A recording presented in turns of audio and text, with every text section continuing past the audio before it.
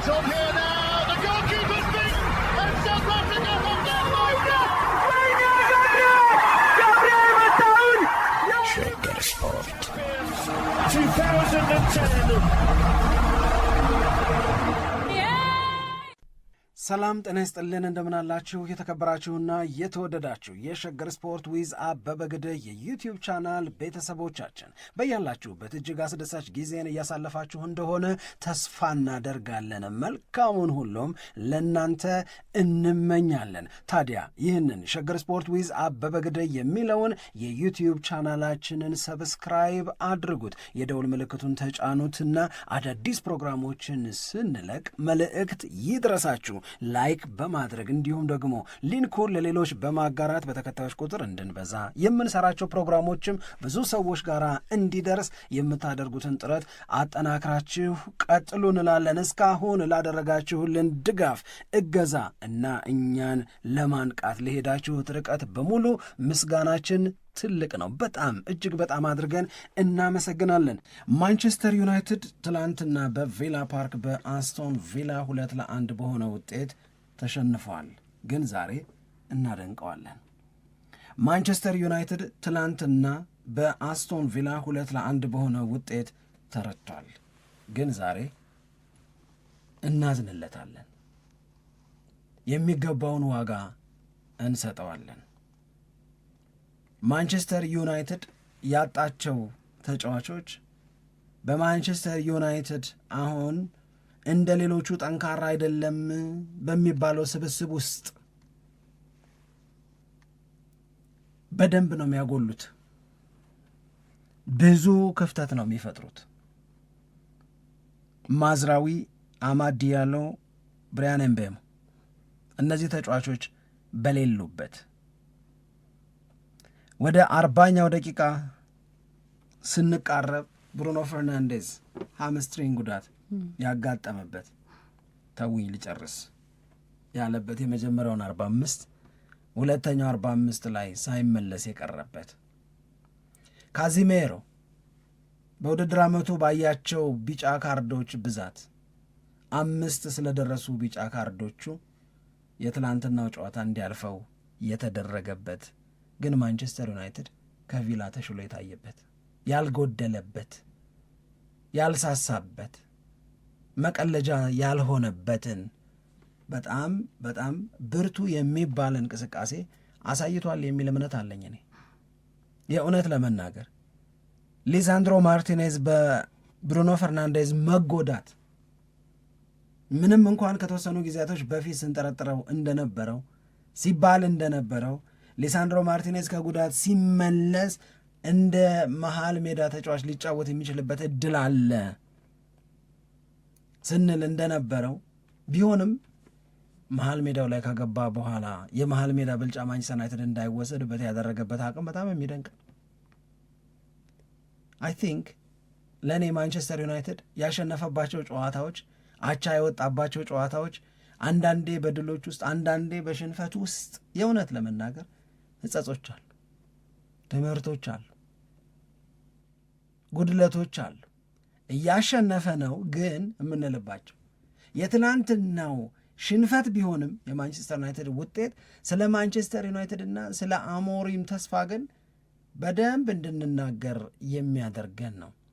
በተወሰነ ደረጃ ዕድለቢስነቱን፣ በተወሰነ ደረጃ ደግሞ ብርታቱን እያነሳን የተወሰኑ ደቂቃዎችን እንቆይ። ልክ ነው። አይ ልክ ነው። የትላንትናው የአስቶን ቪላና የማንቸስተር ዩናይትድ ጨዋታ ከተጠበቁት ጨዋታዎች መካከል የሚጠቀስ ነው። ይህንን የጠበቅንበት ዋነኛውና ትልቁ ምክንያታችን አንደኛ አስቶን ቪላ የሰሞናዊ ብቃቱ በጣም የሚገርም ነው። ትላንትና ራሱ አሁን ሲያሸንፍ ለ10 ተከታታይ ጨዋታዎች ያሸነፈበት በሁሉም የውድድር አይነት በፕሪሚየር ሊግ ደግሞ 7 ኢቨን ደግሞ ከአርሰናል ጋር የነበረው ጨዋታ ላይ ይታይበት የነበረውን ነገር አስቢው እኮ እሱን ነው እኮ የብርታቱ በጣም የሚታይበት የነበረ አስቶን ቪላ ነው። ከ1914 በኋላ ለመጀመሪያ ጊዜ ነው ይሄንን ታሪክ የሰሩት 10 ተከታታይ ጨዋታ ማሸነፍና ጨዋታዎችን በተከታታይ እያሸነፉ መምጣት የሚፈጥረው ተጽዕኖ ቀላል አይደለም ለራሱ ለአስቶን ቪላ ተጫዋቾች ማለት ነው። እንደገና አስቶን ቪላ አሁን ከዋንጫ ተፎካካሪዎች ተርታ እየተጠራ ነው የሚገኘው። ስለዚህ በየጨዋታው ላይ ምን አይነት ጥንካሬ ምን አይነት የማሸነፍ ስነ ልቦና ይዞ እንደሚመጣ እንረዳለን እና ስለ አስቶን ቪላ ያለን ሰሞናዊ ጥንካሬ የተለየ ስለሆነ ይህንን ጨዋታ ጠብቀናል። ሁለተኛ የጠበቅንበት ዋነኛው ምክንያት ማንቸስተር ዩናይትድ ከበርንመዝ ጋር ያደረገውን ጨዋታ እናስታውሳለን። በእርግጥ ያንን በጣም ምርጥ እንቅስቃሴ ይደግመዋል የሚል ግምት አልነበረኝም እኔ። ብዙ ሰዎችም አይኖራቸውም። የማይኖራቸው ለምንድን ነው? የተሟላው ማንቸስተር ዩናይትድ አይደለም በዚህ ጨዋታ ላይ የምንመለከተው። ዋና ዋና ተጫዋቾች ወደ አፍሪካ ዋንጫ ስለመጡ ያንን እንቅስቃሴ ላይ ደግሞ ይችላል ግን አሪፍ ከተባለ የጨዋታ እንቅስቃሴ በኋላ የመጣ ስለሆነ ማንቸስተር ዩናይትድ ምን አይነት እንቅስቃሴ ሊያደርግ ይችላል፣ አሞሪምስ ደግሞ የትኞቹን አማራጮች ይጠቀማሉ የሚለውን የጠበቅንበት ነው እና ጨዋታው ተጀመረ። ጨዋታው ከተጀመረ በኋላ የማንቸስተር ዩናይትድ እንቅስቃሴ ስፔሻሊ በመጀመሪያው 45 ላይ በጣም ነው የገረመኝ። በጣም ቆንጆ ነው የነበረው ማንቸስተር ዩናይትድ። ዝም ብለው አሪፍ ነበር።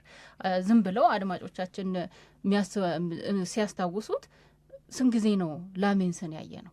እኔ አሁን እሱን ነበር በብዛት አላየ ነው። በመጀመሪያው 45 ላይ በጣም ኳሶችን ያድን የነበረው የአስቶን ቪላው ግብ ጠባቂ ማርቲኔዝ ነው። በእርግጥ በአስቶን ቪላ በኩል የነበሩትን ተከታታይ የሜዳ ላይ እንቅስቃሴዎች አሪፍ የሚባሉትን እና አግሬሲቭነሱን ይዞ መጥቷል የዚህ ጨዋታ ላይ የሚለው ላይ ጥያቄ አለኝ። አስቶን ቪላም ጥሩ አልነበረም።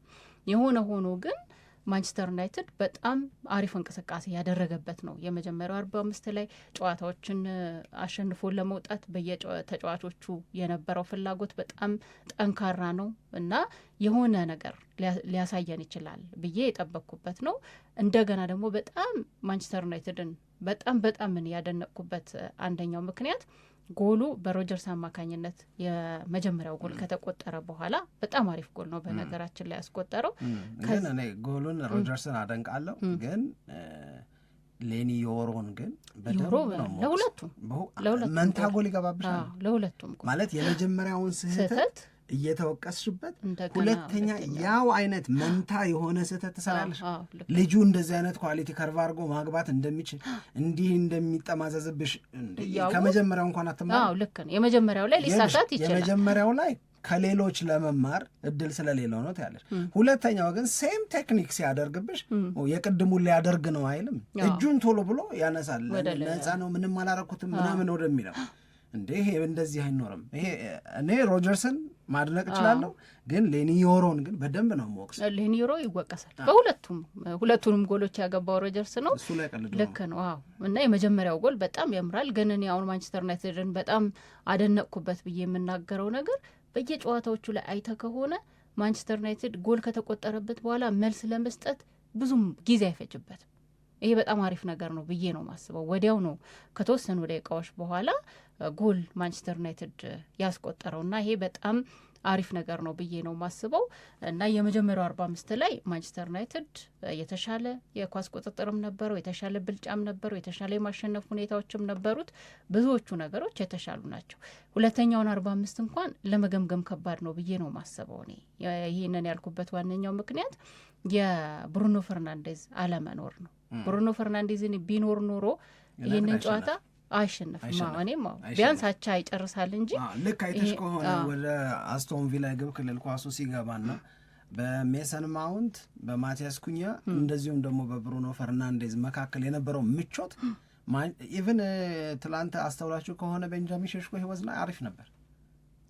ቤንጃሚን ሼሽኮ ታይሚንጉ ደስ አይልም፣ ግን በጥረት አንጻር ግን የሚያደርጋቸው ነገሮች በተወሰነ ደረጃ የልክነታቸው ወይም ልክ የመሆናቸው ነገርም ጨምሯል ትላንትና ማለት ነው። ይሄንን ምን አመጣው?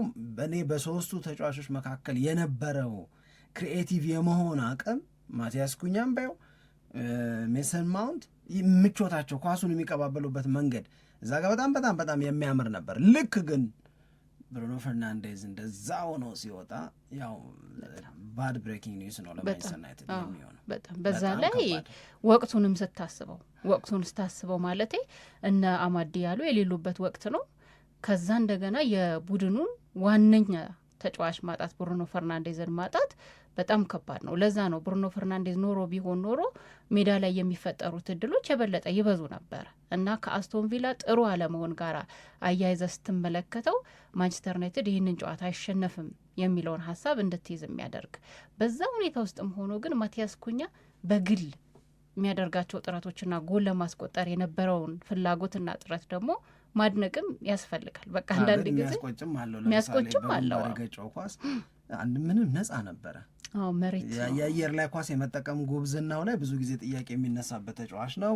ግን የመታው ያደረገው ነገር በጣም ጥሩ ነው። መሬት ላይ ማንጠሩ ማርቲኔዝ እንዳይዘው ያደርገዋል። ግን በቂ ነው።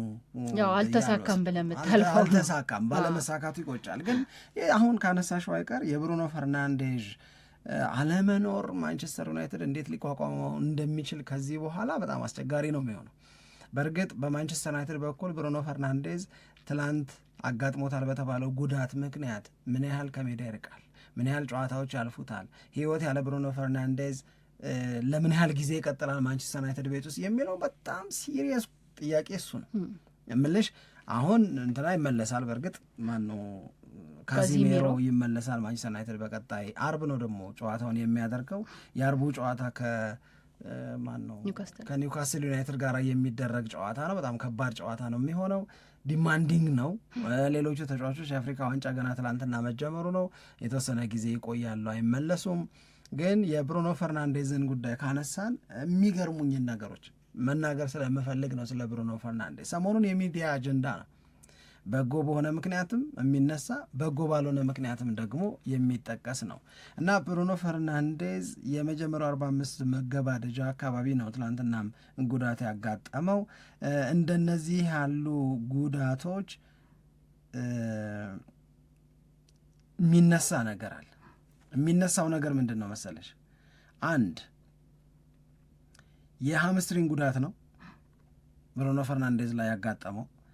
ይሄ ልጅ ማንቸስተር ዩናይትድን የተቀላቀለው 6 ዓመት ሆነው የማንቸስተር ዩናይትድ ተጫዋች ከሆነበት ጊዜ አንስቶ። በእነዚህ 6 ዓመታት ውስጥ ይህንን ቁጥር ስትሰሚ አይገርምሽ? ብሩኖ ፈርናንዴዝ በጉዳት ምክንያት ያለፈው 3 ጨዋታ ብቻ ነው። 3 ጨዋታ ብቻ ነው። አንድ ጊዜ አመመኝ ብሎ እንደውም ጉዳትም ሳይሆን አመመኝ ሆዴን ወደ ታች ይለኛል ምናምን አይነት ነገር በቃ ወይ ጉንፋን አመመኝ ብሎ ያ የቀረበት ጊዜ ነው። 2 ጊዜ ደግሞ የጉልበት ጉዳት 3 ጨዋታ ነው ያመለጠው። ኒርሊ 6 ዓመት ማንቸስተር ዩናይትድ ቤት ውስጥ ቆይቷል። እንዲህ ያለው ነገር ቀላል ዋጋ የምትሰጪው አይደለም። በዚህ ሳምንት ባለፈው ሳምንት አንድ ጥናት ወጥቶ ነበር። የጥናት ውጤት በወጣው የጥናት ውጤት ላይ የተገለጸው ነገር ምንድነው ታውቃለች? ብሩኖ ፈርናንዴዝ ባለፉት 3 ዓመታት 16880 ደቂቃዎችን ለፖርቹጋል እና ለማንቸስተር ዩናይትድ ተጫውቷል። 16880 ዓለም ላይ ባለፉት 3 ዓመታት ይህንን ያህል ደቂቃ ሜዳ ላይ የታየ ተጫዋች የለም። ጥናቱ ነው የሚነግርሽ ነው። 16880 ደቂቃ ሜዳ ላይ እየቆየ በ3 ዓመት ውስጥ ኢንጁሪ ፍሪ ነው። ሂዝ ኦልዌይስ አቬለብል ለፖርቹጋል ብሔራዊ ቡድን አሰልጣኝ እንደዚሁም ደግሞ ለማንቸስተር ዩናይትድ አሰልጣኞችም ዝግጁ ነው። ልጁ አለ። የ3 ዓመቱ 16880 ደቂቃ ማንም ነው ምልሽ ዓለም ላይ እኮ ነው ጥናቱ የሸፈናቸው አገራት ላይ የብሩኖ ፈርናንዴዝን ያህል ረጅም ደቂቃ ሜዳ ላይ የቆየ ተጫዋች የለም። በ6 ዓመት ውስጥ 3 ጨዋታ ብቻ የሚያልፈው በ3 ዓመት ውስጥ ዓለም ላይ ካሉ ተጫዋቾች በሙሉ ሜዳ ላይ በመቆየት ብልጫ የሚወስደውን ብሩኖ ፈርናንዴዝን ማጣት በጣም አስቸጋሪ ነው የሚሆነው። ብሩኖ ፈርናንዴዝ በፖርቹጊዝ ቴሌቪዥን ቻናል ላይ ባለፈው ሰኞ ልክ የዛሬ ሳምንት አካባቢ ቆይታ ነበረው። ያ ቆይታው ላይ የተነገረው ነገር ምንድን ነው? ምናልባት ከማንቸስተር ዩናይትድ ጋር የሚኖረውን ቆይታ ጥያቄ ውስጥ የሚከት ማንቸስተር ዩናይትድን ለቆ ሊወጣ የሚችልበት እድል ስለመኖሩ ምናምን የጥያቄ ስሜት ውስጥ እንድንወድቅ ያደረገን ነበረ። እናም ያን ቀን አንዳንድ ሰዎች አንድ ጥያቄ አንስተው ነበር። ያሉት ነገር ምንድን ነው? ማንቸስተር ዩናይትድ አንድን ቀን ያለ ብሩኖ ፈርናንዴዝ እንዴት ያሳልፈዋል? አሁን ተሰብስበው መጡ። አንድ ቀን አይደል፣ የቀን ጋጋታ ነው የሚሆነው። ያለ ብሩኖ ፈርናንዴዝ አስቸጋሪ ጊዜያቶችን ሊያሳልፍ ይችላል ማንቸስተር ዩናይትድ ነው። ስለዚህ ይሄ ቀን ሲመጣ ሩበን አሞሪም የወሰነው ውሳኔ ሊሳንድሮ ማርቲኔዝን ሊቻን ሆሊ ሚድፊልደር ማድረግ ነው። እዛ ቦታ ላይ ይህንን ልጅ አልጠቀመውም ብሎ ተናግሮ ነበረ አሞሪም ራሱ አስገዳጅ ሁኔታ ካለለ በስተቀር አስገባው። እኔ ግን ለዚህም ልጅ አድናቆት ሰጣለሁ። የእውነት ለመናገር ያልተለመደ ቦታ ላይ ነው ያሰለፈው። ነገር ግን የሰጠው አገልግሎት ቦታውን የሚያውቅ ቦታውን የለመደ እዛ ቦታ ላይ ማንቸስተር ዩናይትድ ተበልጦ ከብሩኖ ፈርናንዴዝ መውጣት በኋላ ማንቸስተር ዩናይትድ እንዳይቀልድበት ሊሳንድሮ ማርቲኔዝ የሰራውን ስራ አለማድነቃትች። በኋላም ደግሞ የዳረን ፍሌቸር ልጅ ገባ፣ በኋላ ደግሞ ሺያሌሲም ገባ። እነዛም ልጆች በጣም ጥሩ ፕሮሚሲንግ የሆነ ነገር ነው ሲያሳዩ የነበረው። ማንቸስተር ዩናይትድ ተሸንፏል። ለተሸነፈ ቡድን ደስ ይላል ካልተባለ ይቅርታ፣ ግን እኔ ደስ ብሎኛል ማንቸስተር ዩናይትድ። አዎ እሱን ነው መታየት ያለበትም ነገር። ደግሞ አሁን የሚያሳዝን ነገር አለው። እኔ የሚያሳዝነኝ ነገር ምንድን ነው? ተደራረበ። ለምሳሌ ትላንትና ጨዋታ ላይ ካዚሚሮ የለም አይደለ? በ5 ቢጫ ምክንያት ግን ማይኖ ይኖራል ያንን ቦታ ይሸፍናል ብለን ነበር የጠበቅነው። እስኳዱም ላይ የለም ተጎድቷል አለ ሩበን አሞሪም ሲናገር። እና ምንድን ነው የተደራረበው ብለን እንድጠይቅ ያደርግ። ከዛ ደግሞ እንደገና ስታስበው ማቲያስ ዴላይት የለም፣ እንደገና ማጓየር የለም። እነዚህ ተጫዋቾች እንደውም የመመለስ ፍንጭም እያሳዩ አይደለም ነው የተባሉ። ገና የተወሰኑ ጨዋታዎች ሊያልፋቸው ይችላል። አሁን የማቲያስ ዴላይት አለመኖር፣ የማዝራዊ አለመኖር፣ የማጓየር አለመኖር ምን አይነት ተጋላጭ ማንቸስተር ዩናይትድን እንደፈጠረ በደንብ ነው የምናየው። እና አንድ ላይ መሆኑ ደግሞ እድለቢስነት ነው ብለን እንድታስብ ያደርግሃል። አሁን እነዚህ ታዳጊ ተጫዋቾች 18 ዓመት ተጫዋቾች ወደ ሜዳ ሲገቡ የሚያስደስት የነበረው በቃ ለወደፊቱ ማንቸስተር ዩናይትድ የበለጠ ጠቃሚ የሚሰጡ ናቸው። የተወሰነ ደቂቃ እየተሰጣቸው ማንቸስተር ዩናይትድ ጥሩ ሁኔታ ላይ ሆኖ ለእነዚህ ተጫዋቾች እድል ለመስጠት ወደ ሜዳ እየገቡ ቢሆን በጣም አሪፍ ነበር። በችግር ባይሆን ማለቴ ነው። ግን በችግርም ገብቶ ቢሆን እነዚህ ተጫዋቾች መጥፎ ናቸው ለማለት ሳይሆን ለማንቸስተር ዩናይትድ የሚገባው ግን እንደዛ ነው ከሚለው ሀሳብ አንጻር ነው እንጂ እንደውም አንድ ሌሲ ይመስለኛል በጣም ጥሩ ጎል መሆን የሚችል ሙከራ፣ በጣም ጥሩ ሙከራ ሞክሯል። እነዚህ ነገሮች ነበሩት ጨዋታው እና በጣም የሳሳ ማንቸስተር ዩናይትድ ነው በተለይ ከስኳድ አንጻር የተመለከት ነው። እና ይሄ ደግሞ ተደራራቢ ነገሮች ይዞ መምጣቱ የበለጠ የቀጣዮቹን ጨዋታዎች እንዴት ሩበን አሞሪም ሊወጣ ይችላል የሚለውን እንድናስብ ያደርገናል።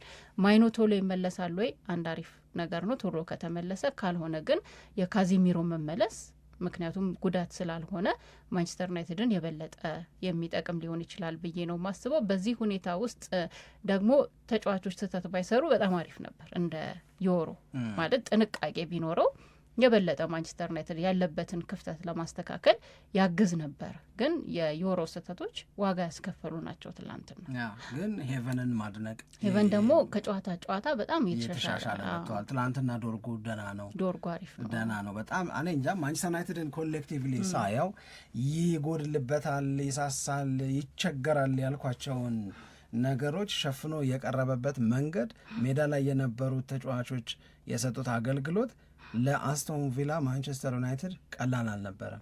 ይሄ ጨዋታ በመሸናነፍ የሚያልቅ ጨዋታ ከሆነ ማሸነፍ የነበረበት ማንቸስተር ዩናይትድ፣ ፌር ይሁን ከተባለ ደግሞ አቻ ነው ውጤቱ መሆን የነበረበት፣ ግን አልሆነም። ሌኒዮሮ በሰራቸው ስህተቶች ማንቸስተር ዩናይትድ 2-1 በሆነ ውጤት ተሸንፎ ወጥቷል። ግን አሁን አንቺን አንድ ጥያቄ ልጠይቅ ሳምሪ። ጥያቄው ምንድን ነው? አሁንስ አስቶን ቪላ እኔ እንደውም የትላንት አስቶን ቪላ እኔ አላስፈራኝ የነበረውን ሶስት ጨዋታ ስጡኝ ብለሽ ስለነበረ ነው ያለፉትን። አሁን ከአርሰናል ጋር የነበረው ፐርፎርማንስ በጣም አግሬሲቭ ነው። በጣም የተለዩ ነበሩ። ትላንትና መጥፎ ናቸው ለማለት ሳይሆን ግን ያንን ፐርፎርማንስ የደገመበት ጨዋታ ነው አስቶን ቪላ ብዬ አላስብም። እንደዛ አልተረዳሁትም። ያን ያክል የሚያስፈራ ነገር አላየሁም። ግን ፐርፎርማንስ ሁሉንም ነገር ያመለክታል ወይ ነው?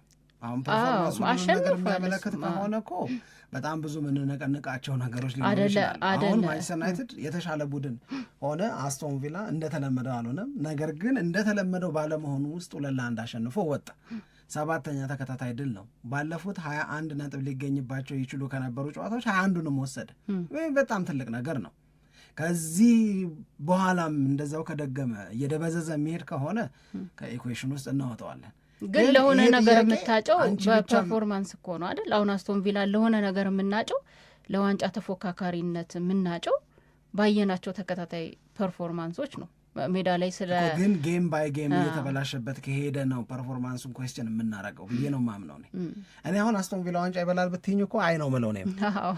ግን የአሁኑን የጉብዝናውን ክብር ግን መንፈግ ልክ አይደለም ብዬ ነው እንጂ ገብቶሻል አይደል? እንጂ አሁንም አስቶን ቪላ ዋንጫ እንደማይበላ አንቺ በሚሰማሽ ልክ ይሰማኛል። አንቺ በሚሰማሽ ልክ አይሆንም። ግን ክሬዲት ደግሞ መስጠት ግዴታዬ ነው ብዬ ነው የማምነው። በቃ በሊቨርፑል ከተሸነፈበት ጨዋታ በኋላ መደዳውን የተለያዩ ክለቦችን አገኘ፣ አሸነፈ። አንዳንዶቹ ጨዋታዎች ላይ 2-0 እየተመራ ነው የሚያሸንፈው። እንደ ትላንትናው እየተቸገረ ነው የሚያሸንፈው። ተበልጧል ትላንትና።